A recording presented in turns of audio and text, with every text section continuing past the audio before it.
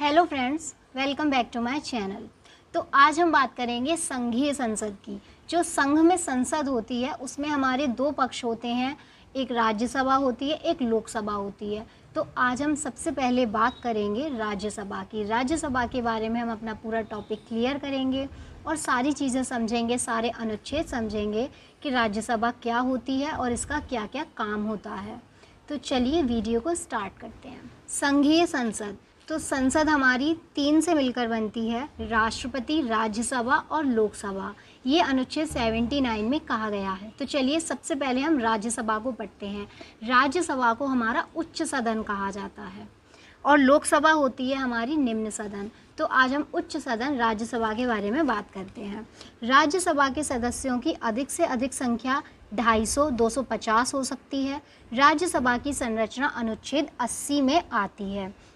वर्तमान समय में यह संख्या 245 है। इनमें 12 सदस्य राष्ट्रपति द्वारा मनोनीत किए जाते हैं।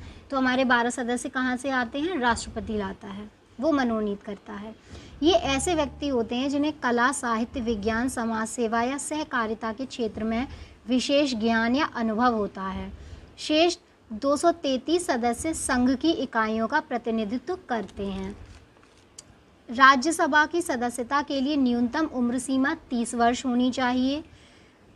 राज्यसभा एक स्थायी सदन है जो कभी भंग नहीं होती। राज्यसभा हमारा स्थायी सदन होता है, इसको हम भंग नहीं कर सकते, और लोकसभा को हम भंग कर सकते हैं। इसके सदस्यों का कार्यकाल 6 वर्ष का होता है।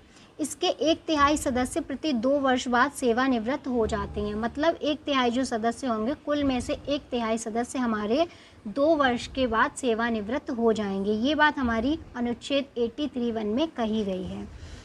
तो देखिए यहाँ पे आपके राज्यसभा की सदस्यों की संख्या बताई गई है कि हमारे किस राज्य में कितनी सीटें हैं। ये आपकी स्क्रीन पर शो हो रहा है, आप चाहें तो इसको नोट कर सकते हैं।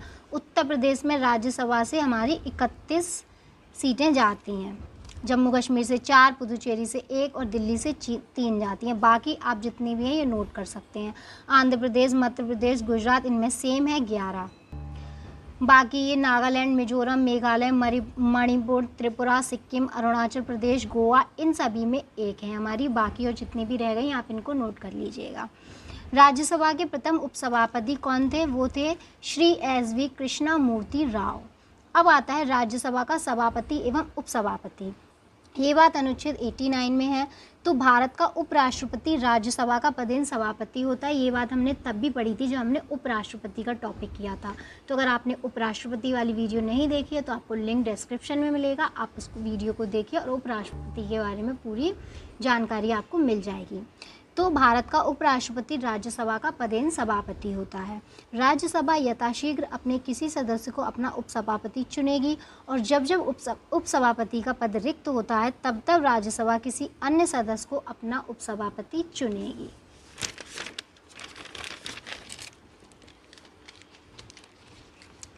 उपसभापति का रिक्त होना, पद त्याग और पद से हटाया जाना, ये सब हमारा अनुच्छेद 90 में आता है।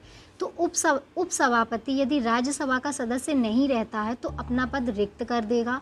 सभापति को संबोधित त्यागपत्र द्वारा वह अपना पद त्याग सकेगा। राज्यसभा के तत्कालीन समस्त सदस्यों के बहुमत से पारित संकल्प द्वारा अपने पद से हटाया जा सकेगा, परंतु इस संकल्प को प्रस्तावित करने के आशय की सूचना उसे कम से कम 14 दिन पहले देनी होती है। जब सभापति या उपसभापति को पद से हटाने का संकल्प विचाराधीन हो तो वह पीठासीन नहीं होगा। ये अनुच्छेद 92 में बताया गया है। मंत्रिपरिषद राज्यसभा के प्रति उत्तरदायी नहीं होता है। तो मंत्रिपरिषद हम पढ़ चुके हैं प्रधानमंत्री वाले टॉपिक में। तो मंत्रिपरिषद जो होती है हमारी, वो राज्यसभा के प्रति उत्तरदायी नहीं होती है। अनुच्छेद 249 के अनुसार यदि राज्यसभा उपस्थित तथा मत देने वाले सदस्यों के 2/3 बहुमत से प्रस्ताव पारित कर यह घोषित करती है कि राज्य सूची में उल्लिखित कोई विषय राष्ट्रीय महत्व का है तो संसद उस विषय पर अस्थायी कानून का निर्माण कर सकती है। ऐसा प्रस्ताव 1 वर्ष से अधिक प्रभावी नहीं रहता है, लेकिन यदि राज्यसभा चाहे तो हर बार इसे 1 वर्ष के लिए बढ़ाया जा सकता है। केवल राज्यसभा में उपस्थित तथा मतदान देने वाले सदस्यों के कम से कम 2/3 सदस्यों के बहुमत से अखिल भारतीय सेवाओं का सृजन का अधिकार है। ये अनुच्छेद 312 में बताया गया है। धन विधेयक, ये बहुत ही इम्पॉर्टेंट अनुच्छेद है हमारा धन विधेयक। तो धन विधेयक राज्यसभा में पुनः स्थापित नहीं किया जाएगा, ये अनुच्छेद 109(1) में बताया गया है, ये बहुत ही इम्पॉर्टेंट है। धन विधेयक के संबंध में राज्यसभा को केवल सिफारिशें करने का अधिकार है, जिसे मानने के लिए लोकसभा बाध्य नहीं है। इसके लिए राज्यसभा को 14 दिन का समय मिलता है। यदि इस समय में विधेयक वापस नहीं होता तो पारित समझा जाता है। राज्यसभा धन विधेयक को न अस्वीकार कर सकती है और ना ही इसमें कोई संशोधन कर सकती है। अब देखिए, राज्यसभा सदस्य जो प्रधानमंत्री बने वो इंदिरा गांधी थी, देवगौड़ा थे, गुजराल थे और डॉक्टर मनमोहन सिंह थे। राष्ट्रपति वर्ष में कम से कम 2 बार राज्यसभा का अधिवेशन आहूत करता है। राज्यसभा के एक सत्र की अंतिम बैठक तथा अगले सत्र की प्रथम बैठक के लिए नियत तिथि के बीच 6 माह से अधिक का अंतर नहीं होना चाहिए। राज्यसभा का पहली बार गठन 3 अप्रैल 1952 को किया गया था। इसकी पहली बैठक 13 मई 1952 को हुई थी। गठन और बैठक की जो तारीखें हैं, डेट्स हैं, वो अलग अलग हैं।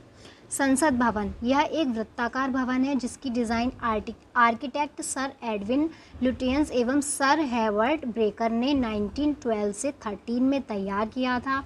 संसद भवन की नींव 12 फरवरी 1921 को रखी गई थी। संरचना की बाहरी परिधि 144 ग्रेनाइट पत्थरों के स्तंभ पर टिकी हुई है। ये इम्पॉर्टेंट लाइंस हैं।